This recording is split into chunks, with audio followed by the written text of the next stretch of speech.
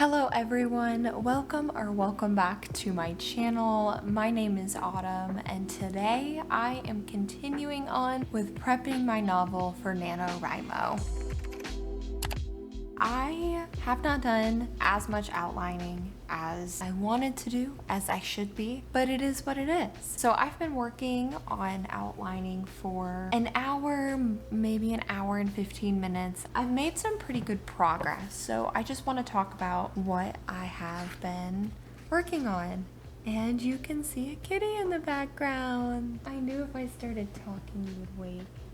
I'm sorry. I have a few plot lines for my project. I think I mentioned in the last vlog I had 4, but I would say that I have 3 main plot lines, or 3 plot lines that really go hand in hand and kind of are weaved throughout the story together. I have been working on laying out all of the bullet points for each of these different plot lines. So for my main plot, which if you know about my NaNoWriMo announcement, I gave a few little seedlings of what my story was about. And for this project, which is called Project Traveling Bards, the main plot line for the story, my characters are going on this journey to basically find out why they were given up as children. And of course there's a whole bunch of other stuff that happens too, but that's as simple as I can make that main plot line. And of course there's a lot of topics and a lot of bullet points that are going under that plot line. For that plot, I have a page and a half of bullet points all written out for it. I'm still letting myself discovery draft it just a little bit if I feel like that's necessary. I love plotting. I am very much a plotter, but I also like to give myself the creative freedom of pantsing as well. So if I'm in the heat of the moment and I feel like there would be a really cool avenue to explore, that's what I'm gonna do. For the next plot line, which I wrote in a bright pink color, is going to be my romance subplot. I know, I've never written a romance really, and especially where it's going to be a really big factor into the story. One of my 2 main characters, before the story opens, they are suffering from a heartbreak, but it's not a breakup. There was something that happened and they had to leave the last location they were at, and so he never really got to say goodbye to his last love. The story does open up with those scars and those wounds still open. He is learning how to love again. If there's something that I feel like I can explore and expand on within this subplot,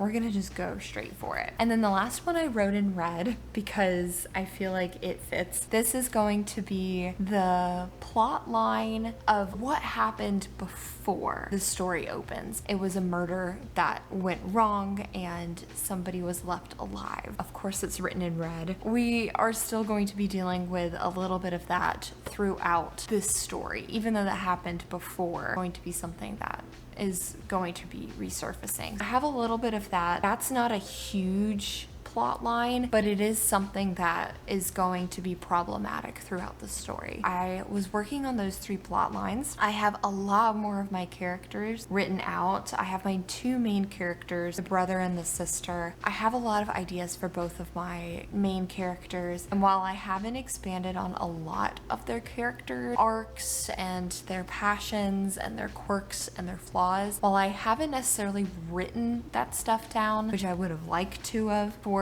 outlining, preparing for my story, I really understand those 2 characters and their dynamic with each other. While I haven't written it out, I feel pretty confident about their 2 characters. I talked about this when I was outlining Project Ice. I have used Brandon Sanderson's sliding scales when he talks about creating characters. It's his 9th lecture. He talks about a character's likability, their proactivity, and their competence, and it's a sliding scale.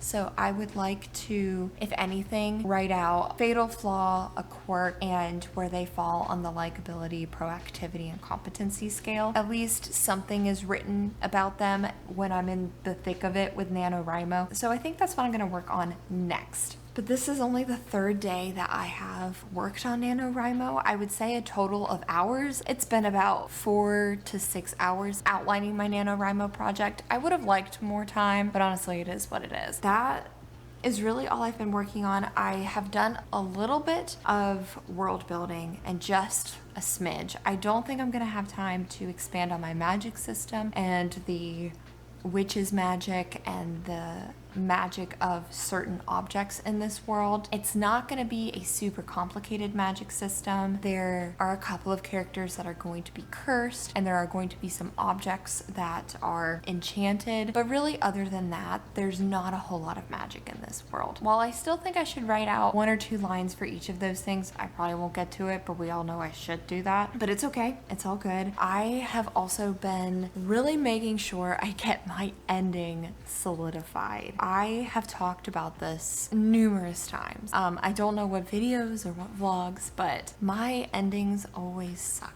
I always just never write out a good solid ending. So when I get to the ending, it's just horrible. There's no ending written, so it's always a mess. I have taken a lot of time with outlining my ending, writing out bullet points for where I want each of my characters to end up at, making sure that these plot lines are tied up, or when I say tied up, I don't want to say that they're solved or it's a happy ending. Each of these plot lines do have their own ending. I love that, and I'm very happy. I've never done that before, and I'm very pleased that I have done this for my NaNoWriMo project. I've also worked backwards from my ending, working to my midpoint, so I know what my midpoint is. I do like my midpoint, and I think I can make it work with knowing that this project is going to be 50,000 words. Some writers will write the first 50,000 words of a story. That's not how I am going to be approaching this. I am going to approach it as the entire story is going to be 50,000 words. And that's going to work for this story. I don't think it's going to be a very long story. It's not going to be a very complicated story. I have moved from going back to talking about writing through ending, working backwards to the midpoint. I have worked backwards from the midpoint to the inciting incident in Act 1. It's good. It's not perfect, but I am really pleased with how I have plotted out the plot and the story structure with this story. Let me go back to my to-do list, my checklist. I talked about this in the first video. I am going to check off all of the things that I have done. I have worked on the story Promise. I worked on that last week. I have completed the story Progress and the story Payoff. The next 3, the characters, the witch's magic, and the world's magic slash the music's magic, but it's objects that are magical. I think what I need to do is just do a couple of lines for the witch's magic, like a couple of sentences. Like I said earlier, I just need to have a couple of sentences for the witch's magic and for the world's magic slash those enchanted objects. I'll go ahead and check them off because I have an idea of what I want. Last week we worked on index cards. I wrote out all of the plot ideas I had for the story and I arranged them in kind of like bullet points, but I shuffled them and they're in order for Act 1, Act 2,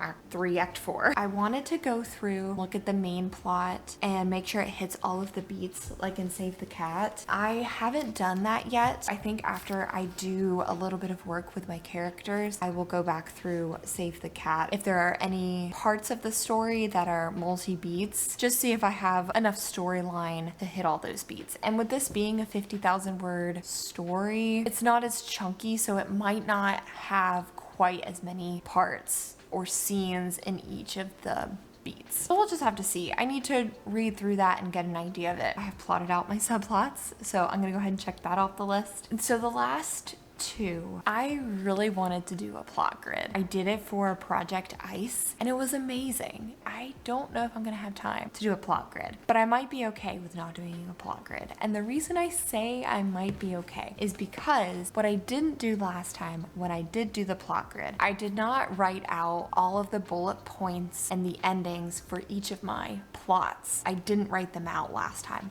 but I did write them all out this time with endings. I feel like it could kind of be the same, having a plot grid and having all of my plot lines having multiple bullet points for each of them. That is the update. It was supposed to be a long plotting vlog, but the last weekend in October, it's my birthday weekend. I did so much stuff. We went downtown, we had a great time. I took so many shots and it was just glorious. I hadn't been doing any of that fun stuff in a while, so it was really fun to get to do it. And for my 27th birthday, we had a lot of fun. That's why I didn't do a lot of plotting over the weekend, but we'll just see how my lack of planning did for NaNoWriMo for next month. I, full transparency, do not see myself winning NaNoWriMo. I'm certainly not writing the daily word count goal. What is it? 1,667 words. I really don't see myself winning, writing all of that, but I'm certainly going to try and just to do my best. I know I have some events that are going to be coming up in November. They will interfere with writing. I work a full-time job that